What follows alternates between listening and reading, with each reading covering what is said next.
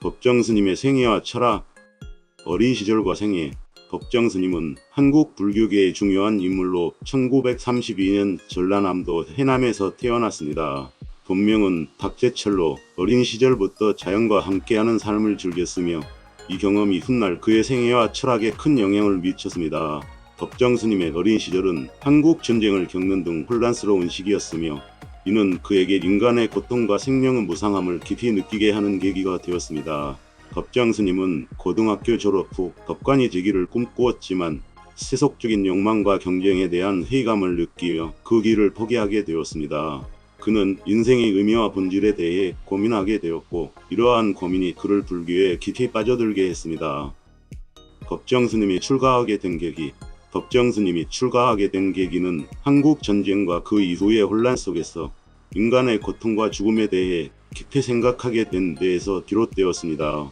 그는 세속적인 성공과 물질적인 풍요로움이 인간에게 진정한 행복을 가져다 줄 수 없다는 깨달음을 얻었고 더 높은 가치를 추구하고자 했습니다. 1954년 법정스님은 전남 순천 송광사에서 출가하여 불교 길에 들어섰습니다. 그의 출가는 단순한 종교적 결단이 아니라 인생의 진리를 탐구하고자 하는 깊은 열망에서 비롯된 것이었습니다. 법정스님은 출가 후 철저한 수행을 통해 깨달음을 얻고자 했으며 그의 삶은 검소함과 단순함으로 일관되었습니다. 법정스님의 인생 철학. 법정스님의 인생 철학은 무소유로 대표됩니다. 그는 물질적인 소유와 집착에서 벗어나 진정한 자유와 평화를 찾는 것을 삶의 목표로 삼았습니다. 법정스님은 인간이 진정으로 행복해지기 위해서는 소유에 대한 욕망을 버리고 자연과 하나 되는 삶을 살아야 한다고 주장했습니다. 그는 또한 인간관계에서의 진정성과 존중을 강조했습니다. 법정스님은 인간이 서로를 존중하고 진정한 마음으로 대할 때 세상은 더 아름답고 평화로워질 수 있다고 믿었습니다. 그의 철학은 물질주의와 소비주의에 대한 비판과 생태주의적인 삶의 방식을 지향하는 내용이었습니다. 법정스님은 자연과 조화를 중시하며 인간이 자연의 일부로서 살아가야 한다는 신념을 가지고 있었습니다.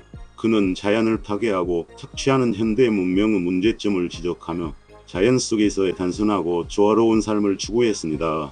그의 철학은 많은 사람들에게 깊은 울림을 주었으며 특히 환경 문제와 관련된 논의에서 큰 영향을 미쳤습니다. 법정스님의 명언. 무소유란 아무것도 가지지 않는 것이 아니라 불필요한 것을 갖지 않는 것이다. 사람이 참된 자유를 얻으려면 자신에게 가장 소중한 것을 먼저 버려야 한다. 행복은 멀리 있는 것이 아니라 지금 여기 내 마음속에 있다. 자연은 우리에게 말없이 모든 것을 준다. 삶이란 더불어 사는 것이다. 홀로는 완전할 수 없다. 어떤 상황에서도 마음을 잃지 말아야 한다. 진정한 부자는 많이 가진 사람이 아니라 적게 필요로 하는 사람이다. 우리는 나 자신을 더 많이 알아갈수록 삶이 더욱 단순해진다. 삶의 가치는 물질이 아니라 정신에 있다. 마음의 평화가 모든 행복의 근원이다. 법정스님의 업적. 무소유 사상 확립. 법정스님은 무소유라는 철학을 제상하며 물질주의와 소비주의에 빠져있는 현대 사회의 깊은 반성을 촉구했습니다. 그의 사상은 많은 사람들에게 큰 영향을 주었으며 한국 사회에서 물질적인 것보다는 정신적인 가치를 중시하는 풍토를 조성하는 데 기여했습니다. 자연 보호와 생태주의. 법정스님은 자연 보호와 생태주의의 중요성을 강조했습니다. 그는 인간이 자연과 조화롭게 살아야 한다는 신념을 가지고 있었으며 이를 통해 환경보호 운동에 큰 영향을 미쳤습니다. 불교 출판물과 저술 활동. 법정스님은 많은 저서를 남기며 불교 사상을 대중화하는 데 큰 기여를 했습니다. 그의 저서는 불교의 복잡한 철학을 쉽게 풀어내어 많은 이들에게 영감을 주었으며 불교 사상의 대중화에 큰 기여를 했습니다. 충빈한 생활과 자선활동. 법정스님은 검소한 생활을 실천하며 많은 자산을 사회에 헌원했습니다. 그는 항상 타인의 고통을 나누고자 했으며 자선활동에 적극적으로 참여했습니다. 그의 이러한 삶은 많은 사람들에게 큰 감동을 주었습니다. 수행과 교육. 법정스님은 많은 제자들을 양성하며 그들에게 불교의 가르침을 전수했습니다. 그의 가르침을 받은 제자들은 한국 불교계에서 중요한 역할을 하고 있으며 그의 철학과 가르침을 이어받아 수행하고 있습니다. 법정스님에 대한 헌사. 법정스님은 우리 시대의 진정한 도인이었다. 그의 가르침은 우리의 마음속에 깊은 울림을 남겼다. 법정 스님의 무소유 철학은 우리에게 진정한 자유와 행복을 가르쳐 주었다. 그는 자연을 사랑했고 자연과 함께하는 삶을 실천했다. 법정 스님의 삶은 검소함과 겸손함의 본보기였다. 그의 말씀은 우리에게 삶의 본질을 깨닫게 했다. 법정 스님은 인간의 존엄성과 평화의 가치를 강조한 진정한 스승이었다. 그의 가르침은 세대를 넘어 영원히 빛날 것이다. 법정 스님의 삶은 현대 문명의 문제점에 대한 깊은 반성과 대안을 제시했다. 그는 우리에게 진정한 삶의 가치를 가르쳐 주셨다. 법정 스님의 송광사에서의 다비식. 법정 스님은 2010년 3월 12일에 입적하셨고 그의 다비식은 전라남도 순천의 송광사에서 거행되었습니다. 다비식은 불교에서 고승이 입적한 후 시신을 화장하는 의식을 말합니다. 법정 스님의 다비식은 많은 제자들과 불교 신자들 그리고 일반인들이 참석한 가운데 매우 엄숙하게 진행되었습니다. 법정 스님의 다비식은 그가 생전에 추구했던 무소유와 간소한 삶의 철학을 반영하여 화려함 없이 간소하게 치러졌습니다. 그의 유해는 자연으로 돌아가기를 원했던 그의 뜻에 따라 자연 속에 뿌려졌습니다. 이 다비식은 많은 이들에게 그의 삶과 철학을 다시 한번 되새기게 하는 계기가 되었습니다. 법정 스님의 대표적인 일화, 무소유의 실천. 법정 스님은 한번 자신의 거처에 있던 물건을 모두 밖으로 내놓고 필요한 것만 다시 집 안으로 들이는 실험을 했습니다. 이를 통해 그는 진정으로 필요한 것이 무엇인지 깨달았으며 이후 더욱 철저한 무소유의 삶을 실천하게 되었습니다. 자연과 동행. 법정 스님은 늘 자연 속에서 생활하며 자연과 함께하는 삶을 중요하게 여겼습니다. 그는 산에서 직접 채집한 나물로 식사를 하고 숲속에서 명상을 즐겼으며 자연을 훼손하지 않는 삶을 실천했습니다. 선문에서 사는 섬. 법정 스님은 한동안 강원도 오대산의 작은 암자에서 생활하며 전기도 없이 자연과 조화롭게 사는 삶을 실천했습니다. 그는 이곳에서 세속의 번뇌에서 벗어나 진정한 자유를 찾고자 했습니다. 나눔의 실천. 법정 스님은 항상 자신이 가진 것을 나누는 삶을 실천했습니다. 그는 자신의 책 판매 수익을 전부 기부하고 자신이 거주하는 작은 집에서조차도 불필요한 물건을 나누며 소유에 대한 집착을 내려놓는 모습을 보였습니다. 젊은이들과의 소통.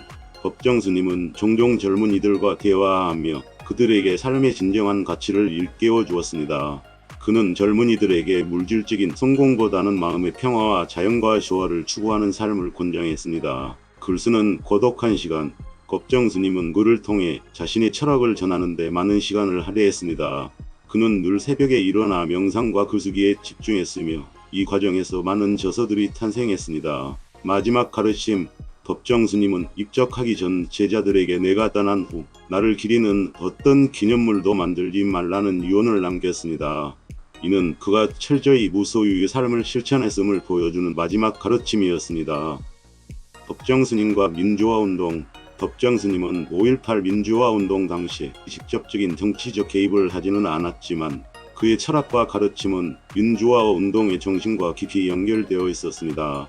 그는 인간의 존엄성과 자유, 정의를 강조하며 모든 생명과 인간관계에서의 진정성을 중시했습니다. 이러한 가르침은 5.18 민주화운동을 비롯한 한국의 민주화 과정에 간접적으로 영향을 미쳤습니다. 법정 스님은 당시 군사정권의 폭력적인 진압을 비판하는 목소리에 공감하며 자신의 가르침을 통해 많은 사람들에게 정의와 자유의 중요성을 일깨웠습니다. 그의 철학은 많은 이들에게 민주화 운동의 정신적 지지로 작용했으며 불교계에서도 민주화 운동을 지지하는 목소리가 높아지는 데 기여했습니다.